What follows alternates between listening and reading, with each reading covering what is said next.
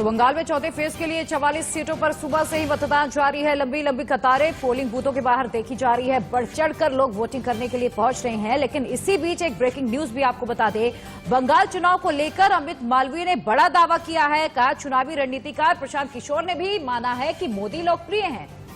उन्होंने कहा कि मोदी के खिलाफ बंगाल में नाराजगी नहीं है। ये दावा किया है अमित मालवीय ने कि प्रशांत किशोर ऐसा कह रहे हैं। टीएमसी के सर्वे में भी बीजेपी को जीत मिल रही है। ये भी प्रशांत किशोर के हवाले से कह रहे हैं अमित मालवीय। मालवीय ने कहा कि कुछ पत्रकारों का ऑडियो भी उन्होंने साथ ही जारी किया और कहा जब प्रशांत किशोर ने मान लिया है कि मोदी लोकप्रिय है, टीएमसी का सर्वे बता रहा है मोदी लोकप्रिय है, तो मान लीजिए कि बंगाल में बीजेपी ही आ रही है। अमित मालवीय का ये बड़ा दावा है।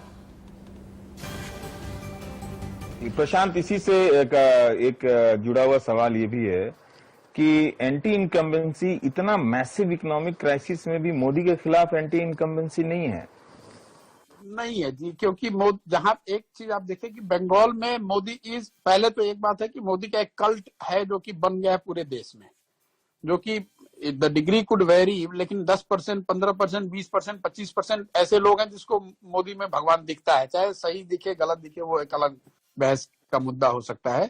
स्पेशली जो यहाँ हिंदी भाषी है वो मोदी का सपोर्ट का कोर है। प्लस जो एंटी इनकम्बेंसी है वो स्टेट गवर्नमेंट के खिलाफ है, सेंटर के खिलाफ है नहीं। और मोदी है पॉपुलर, यहाँ काफी पॉपुलर है। अगर आप लीडर का हम लोग सर्वे कर रहे हैं तो मोदी और ममता आर इक्वली पॉपुलर। हमारे साथ हैं बीजेपी आईटी सेल के हेड हैं अमित मालवीय। अमित, ये जो ऑडियो है ये कहां से मिला और इसकी विश्वसनीयता क्या है? आपने शायद मेरी ट्वीट पढ़ी नहीं है ठीक से। अगर आप पढ़ते तो ये सवाल नहीं पूछते। हाँ, बताइए। ये वीडियो पब्लिक डोमेन में है और सैकड़ों लोगों ने इस कॉन्वर्सेशन को सुना है। ये पब्लिक प्लेटफॉर्म पे कॉन्वर्सेशन हो रही थी। शायद जो लोग इस प्लेटफॉर्म पे थे उनको पता नहीं चला कि प्राइवेट और पब्लिक कॉन्वर्सेशन कैसे होती है। बहरहाल मुद्दा ये नहीं है। मुद्दा ये है कि ममता बनर्जी के इलेक्शन स्ट्रैटेजिस्ट ने कल रात को एक ओपन प्लेटफॉर्म में ये माना कि भारतीय जनता पार्टी ये चुनाव जीत रही है।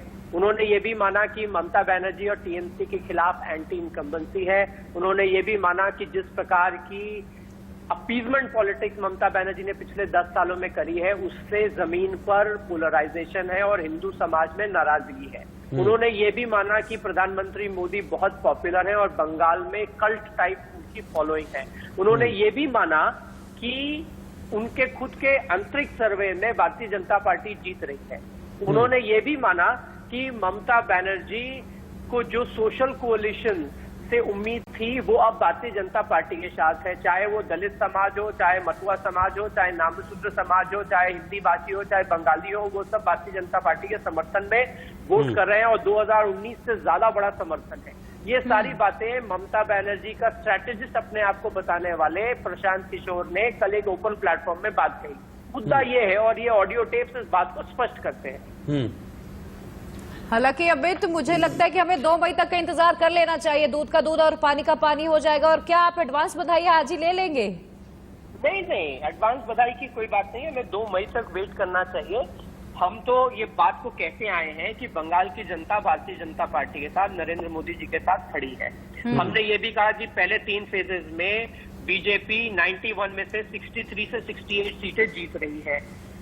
जो आज 4th फेज में पोलिंग हो रही है जहां पे 44 सीटों पे मतदान होना है, वहां पे भी हम बड़ी संख्या में सीटें जीतेंगे और 2 मई को 200 से अधिक सीटें लेकर हम भारतीय जनता पार्टी बंगाल में सरकार बनाएंगे। हमारे जो भी क्लेम्स हैं, जो भी हमारी बातें हैं, उसको ममता बनर्जी के इलेक्शन स्ट्रैटेजिस्ट ने कल अपनी कॉन्वर्सेशन में माना है। इतनी सी बात है। 2 मई का इंतजार करना चाहिए। ठीक है अमित, बहुत बहुत शुक्रिया आपका हमारे साथ जुड़ने के लिए। और मुझे लगता है कि इसी पर एक रिएक्शन हमें टीएमसी से लेना बहुत जरूरी है।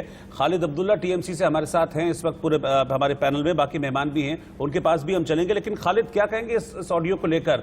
ये ऑडियो अब पब्लिक डोमेन में है, सामने है, और इसमें ये प्रशांत किशोर जो टीएमसी के स्ट्रेटेजिस्ट हैं वो कह रहे हैं कि हाँ मोदी की वेव है और मोदी का प्रभाव है, कोई एंटी इनकम्बेंसी जैसी कोई चीज नहीं है और मोदी लीड ले रहे हैं।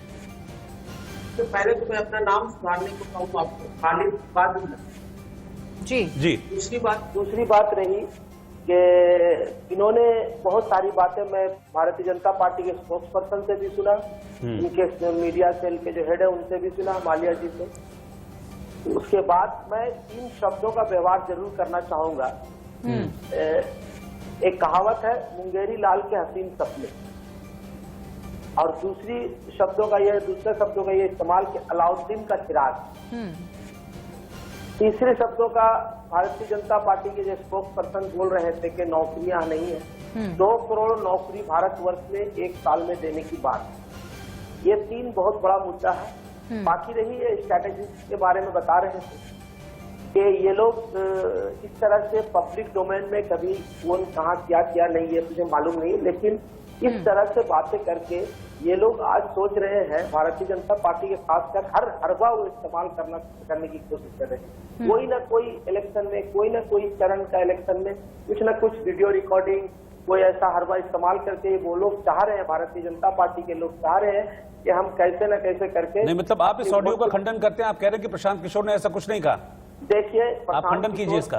प्रशांत किशोर कहते हैं या ना कहते हैं, ये फैसला ऑडियो जब जांच होगी तब होगी। मैं इसका खंडन करने का भी मैं समझता हूँ साथ में नहीं, और ना इसका मैं स्वीकार करने का भी साथ, क्योंकि मैं एक बात कहना चाहूंगा कि अगर भारतीय जनता पार्टी को यही सब स्ट्रैटेजी करना था तो वो जनता से क्यों जनता के ऊपर में इसके भरोसा नहीं है। ये लोग सिर्फ और सिर्फ लोगों को भरम में रख के ऐसी बातें कर रहे हैं। मैं समझता हूँ कि आज पूरे देश में मोदी जी के खिलाफ में एंटी इनकम्बेंसी पूरे हिंदुस्तान में एंटी इनकम्बेंसी पर भी उसका असर देखने को मिलेगा। तमिलनाडु में उसका असर देखने को मिलेगा, आसाम में उसका असर देखने को मिलेगा, केरला में उसका असर देखने को मिलेगा। जो खरीद फरोख्त करने वाली पार्टी पौंडीचेरी में भी। लेकिन खालिद, नाराजगी तो दीदी के खिलाफ भी है बंगाल में। लोग कह रहे हैं कटमनी से परेशान है। लेकिन अभी मैं रुख करूंगी, हमारी senior executive editor ITV network की प्रिया सहगल जुड़ी हुई हैं। प्रिया, प्रशांत किशोर का इस तरीके का जो दावा है, अमित मालवीय कह रहे हैं करना, और फिर ममता का अपने करीबियों का टिकट काट देना, नए चेहरों पर भरोसा जताना, कैसे आप इसको देखती हैं?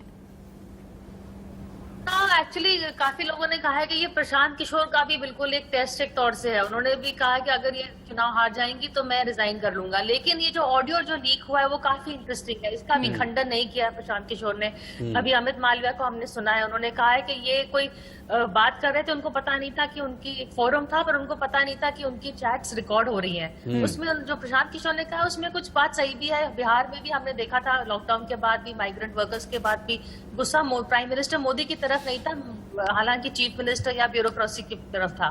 तो ऐसा जो प्रशांत किशोर का मानना है कि इस तरह का कि वेस्ट बंगाल में भी प्राइम मिनिस्टर मोदी के खिलाफ कोई ऐसा गुस्सा नहीं है। बिल्कुल प्रशांत किशोर की वर्किंग्स पे जो उनको लिख के दिया जाता है, दिनेश त्रिवेदी ने तो उनका नाम भी लिया था जब उन्होंने पार्टी छोड़ी थी। उन्होंने कहा था कि प्रशांत किशोर हमें लिख के देते हैं क्या बोलना है क्या नहीं बोलना है, और वो एक तरह से आउटसाइडर है, इनसाइडर नहीं है। तो ये सब काफी मिला के तृणमूल की अंदरूनी बातें में भी इफेक्ट हुआ है प्रशांत किशोर का इम्पैक्ट। और अब वो इसका खंडन करेंगे नहीं करेंगे, इतनी देर तक वेट करना भी हमें लगता है कि कुछ ना कुछ तो सही होगा, क्योंकि खंडन करने के लिए इमीडिएटली डिनायल आ जाना चाहिए था।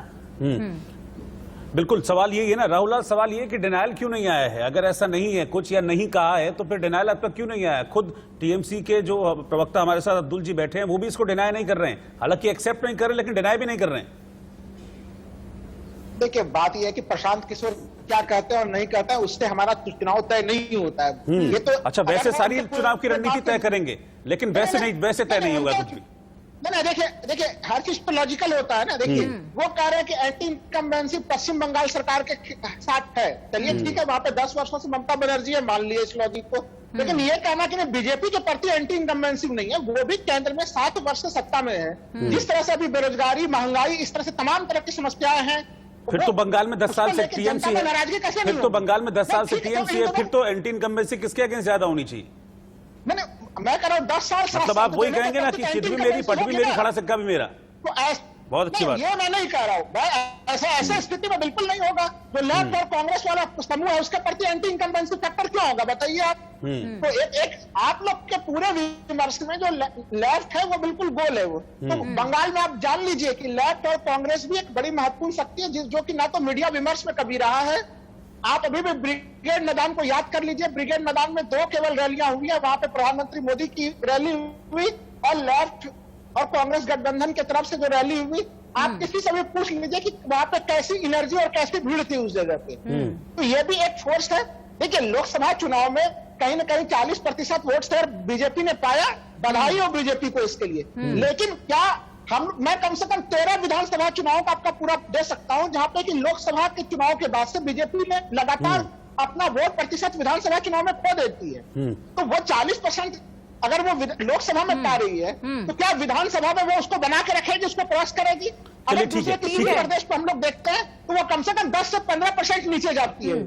तो चर्चा जब हम लोग करेंगे, प्रशांत किशोर जो कह रहे हैं, ठीक है, 2 मिनट 1 मिनट रुकिए, मैं आता हूं आपके पास। बाबुल सुप्रियो जो कि इस बार कैंडिडेट भी है भारतीय जनता पार्टी के, उनसे हमारे संवाददाता सब्यसाची बात कर रहे हैं, जरा देखते हैं क्या कह रहे हैं बाबुल। प्रॉब्लम क्रिएट होने की चांसेस रह जाती है। जैसे शीतलकुची में हमने सुना एक बीजेपी कर्मी के ऊपर गोली चलाई गई है, तो उसके बारे में मुझे खास जानकारी भी है नहीं, मैं कलेक्ट कर रहा हूँ, गाड़ी में ही हूँ। लेकिन ये देखा गया है कि 12-1-2 बजे के बाद जो कामयाब नहीं होंगे, जैसे पहले नहीं हुए थे, तो देखेंगे as the day goes on will see what happens. दादा, आप ग्राउंड में मौजूद हैं, तो आपको क्या लग रहा है इस बार टालीगंज के लोग किस इशू पे फोकस कर रहे हैं अपने वोट डालने के लिए? कोई उन्नयन नहीं हुए। इतना बड़ा मंत्री 10 साल ममता दीदी के राइट हैंड है। ममता दीदी के सारे करतूते, सिंडिकेट, तोलाबाजी, कोई भी उन्नयन के नाम पे पब्लिक का पैसा हड़पना, भाई भतीजी के अकाउंट में सब चला जाता है। पूरा माफिया राज है। ना स्लम रिहेबिलिटेशन हुआ है 10 साल में, सिर्फ 9 वार्ड है, ना स्लम रिहेबिलिटेशन है, ना पानी की गंभीर समस्या है, ना स्कूल कॉलेज की कोई स्कूल वूल की कोई सुविधा है। आपका जो वहाँ पे जो हमको आदि गंगा जिसको बोलते हैं, करोड़ों रुपये मिलते हैं, उसका कोई भी रिहेबिलिटेशन नहीं हुआ है। मच्छर का पूरा ब्रीडिंग ग्राउंड हो गया है। आप पूरे इलाके में देखिए, तोलाबाजी, हर मोहल्ले में कोई ना कोई गुंडा है जो आरोप विश्वास के लिए तोला हफ्ता लेते हैं। टॉलीवुड एक बहुत अहम हिस्सा है टॉलीगंज का, वहाँ पे भी माई वे और दी हाईवे वाली बात है। या तो आप तृणमूल का पता फ्लैग पकड़ें, या तो आपको सीरियल में पिक्चर में आपको काम नहीं मिलेगी। और आपने परसों अगर फेडरेशन का मैसेज देखा, उसमें लास्ट पैराग्राफ में साफ तौर पे ये कहा गया है कि भाई जो नहीं आए थे उनका कोई जुलूस था, जो नहीं आए हैं फेडरेशन उसके बारे में गंभीर रूप से सोचेगी। ये भी एक थ्रेट है, ओपन थ्रेट है, जिसके बारे में हमने FIR भी दर्ज किया। तो सुबह का टाइम है, अभी मैं कुछ और राजनीतिक बातें नहीं करूंगा। As the day transpires we just hope that the celebration of democracy is not marred by any violence. Thank you so much. तो ये थे बाबुल सुप्रियो जिन्होंने हमसे बातचीत किया और कहा कि किस तरीके से लगातार पोलिंग बूथ जा रहे हैं और जायजा ले रहे हैं। और इस बीच एक बड़ी खबर आपको बता दें, अमित मालवीय के दावे पर प्रशांत किशोर की सफाई भी आ गई है। उन्होंने कहा कि मेरे ऑडियो को गलत समझा गया है। प्रशांत किशोर का कहना है कि ऑडियो का सिर्फ कुछ ही हिस्सा सामने आया है, जो मेरी पूरी बात थी उस पूरी बात को नहीं दिखाया गया है। अगर पूरी बात को समझना है तो उसके लिए पूरे ऑडियो को सुनना पड़ेगा। पूरा ऑडियो सुनिए, फिर मेरी बात समझिए। प्रशांत किशोर की ओर से दावा आ गया। वो ऑडियो क्या था उसको जरा आप सुनिए एक बार, जो ऑडियो अभी सामने आया है, जिसको लेकर अमित मालवीय दावा भी कर रहे थे। प्रशांत, इसी से एक जुड़ा हुआ सवाल ये भी है कि एंटी इनकम्बेंसी, इतना मैसिव इकोनॉमिक क्राइसिस में भी मोदी के खिलाफ एंटी इनकम्बेंसी नहीं है जी, क्योंकि जहां एक चीज आप देखें कि बंगाल में मोदी पहले तो एक बात है कि मोदी का एक कल्ट है जो कि बन गया है पूरे देश में, जो कि द डिग्री कुड वेरी, लेकिन 10%, 15%, 20%, 25% ऐसे लोग हैं जिसको मोदी में भगवान दिखता है। चाहे सही दिखे गलत दिखे, वो एक अलग बहस का मुद्दा हो सकता है। स्पेशली जो यहाँ हिंदी भाषी है वो मोदी का सपोर्ट का कोर है। प्लस जो एंटी इनकम्बेंसी है वो स्टेट गवर्नमेंट के खिलाफ है, सेंटर के खिलाफ है नहीं। और मोदी है पॉपुलर, यहाँ काफी पॉपुलर। अगर आप लीडर का हम लोग सर्वे कर रहे हैं तो मोदी और Mamata are equally popular, which is a very big thing. Modi is very popular. यहाँ पे मोदी पॉपुलर इसलिए भी है, आप देखिए बंगाल ने बीजेपी का स्वाद अभी चखा नहीं है, तो वो एक फैक्टर है कि 30 साल 35 साल से जो लोगों ने नहीं देखा है, तो उनको लग रहा है कि बीजेपी कुछ ऐसा चीज है, कुछ ऐसा कर देगी जो कि हम लोगों को पहले अभी तक नहीं मिला है। तो वो लड्डू जो टेस्ट नहीं किया है, वो वाली बात है कि उसको टेस्ट करना चाहते हैं, उसको लोग जाकर देखना समझना चाह रहे हैं, वो एक फैक्टर है। मोदी की मीटिंग्स में भीड़ आ रही है। उसका एक कारण ये है कि मोबिलाइजेशन भी बड़े स्तर पे होता है, प्लस मोदी पॉपुलर भी है, इसमें कोई दो मत नहीं है। तृणमूल के खिलाफ गुस्सा है, वो एक फैक्टर है, पोलराइजेशन है, वो एक फैक्टर है, और मोदी की पॉपुलैरिटी है। ये तीनों चीज, उसके ऊपर से फिर बीजेपी की अपनी जो इलेक्टोरल मशीनरी है, लेकिन बेसिक ये तीन चीज ही है। विजय कौशिक जी के पास में चल रहा हूं, कांग्रेस से हमारे साथ जुड़े हुए हैं। विजय जी, और ये ऑडियो शायद मुझे लगता है आपने भी सुन लिया होगा, लेकिन इस ऑडियो में जो मोटी मोटी बातें मैं सुन पाया हूं वो ये कह रहे हैं कि तृणमूल के खिलाफ गुस्सा है, मोदी पॉपुलर है, इसमें कोई दो राय नहीं है, और बंगाल की जनता बीजेपी का स्वाद चखना चाहती है, अब तक चखा नहीं है। इन सब चीजों से मैं क्या मतलब निकालूं? देखिए जी, ये तो जनता तय करेगी कि बीजेपी का स्वाद चखना है या बीजेपी को स्वाद चखाना है। नहीं, और इसमें सबसे इंपॉर्टेंट ये है कि कहने वाला बीजेपी का नहीं है, कहने वाला वो है जो टीएमसी के लिए चुनावी रणनीति बनाता है। देखिए, आप जो है अगर भाजपा की को गहराई से समझेंगे तो साम दाम दंड भेद, आज तक देश में ऐसी कोई पार्टी नहीं आई है जो इस स्तर तक जाकर राजनीति करे कि चाहे उसके कार्यकर्ता मर जाएं, दंड भेद की बात तो तब आएगी ना। प्रशांत किशोर तो मान रहे हैं कि मेरा ऑडियो है। आप मेरी बात समझिए ना, मैं प्रशांत किशोर से क्या लेना देना है कांग्रेस का, आप ये बताइए। प्रशांत किशोर पैसे लेते हैं या पैसे ना लेकर कांग्रेस से लेना देना नहीं है, चलिए ठीक है, लेकिन कांग्रेस का स्टैंड करती है, कांग्रेस को आप कहां देख रहे हैं? देखिए, मैं ये कह रहा हूं, जिस तरीके से इन्होंने वहां पर आतंक का गढ़ बना दिया है पश्चिम बंगाल को, निश्चित तौर पर वहां कांग्रेस गठबंधन को जीत हासिल होगी, क्योंकि लोग रोज रोज की इनकी गुंडागर्दी और ये जो आपस में मारपीट कर रहे हैं, उससे जो भय का माहौल पैदा हो गया है, उससे निजात पाना चाहते हैं। तृणमूल कांग्रेस के प्रति भी वहां लोगों में गुस्सा है, भाजपा के प्रति भी गुस्सा है कि भाजपा वहां सत्ता हथियाने के लिए इस स्तर तक गिर जाएगी, ऐसी लोगों को बिल्कुल उम्मीद नहीं थी। ये लोग तो मरो और मारो की नीति पर काम कर रहे हैं वहां।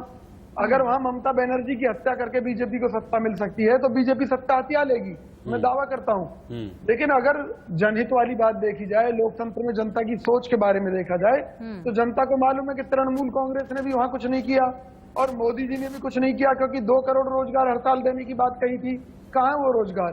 आज बेरोजगारी है, और सबसे बड़ा तो आप ये देखिए ना, ठीक है, ठीक है, पूछ रही है कोरोना क्यों नहीं? माफी चाहूंगा, रोकना चाहूंगा आपको, एक छोटा सा ब्रेक मुझे यहाँ पर लेना होगा, उसके बाद हम लौटेंगे।